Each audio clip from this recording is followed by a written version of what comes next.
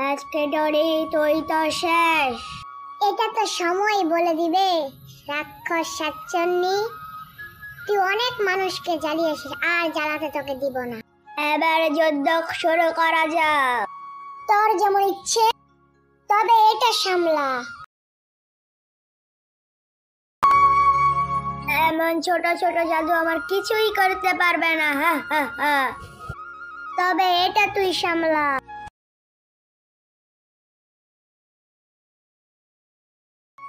তোর এতটুকুই ক্ষমতা, এবার আমার লাস্ট ক্ষমতা দেখ। তুই গাঙ্গের পাড়ে যে পড়বি। তবে সামলা। তুই যে কত কিছু করে উল্টে এলাবি, এটা আবার জানাই আছে। দেখা তোর জাদু।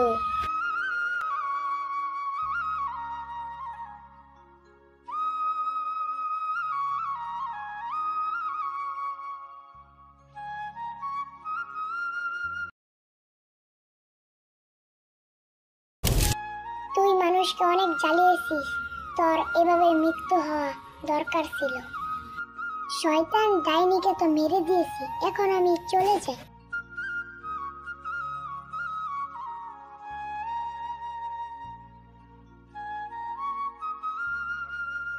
টুনি, তুমি কোথা থেকে আসলা?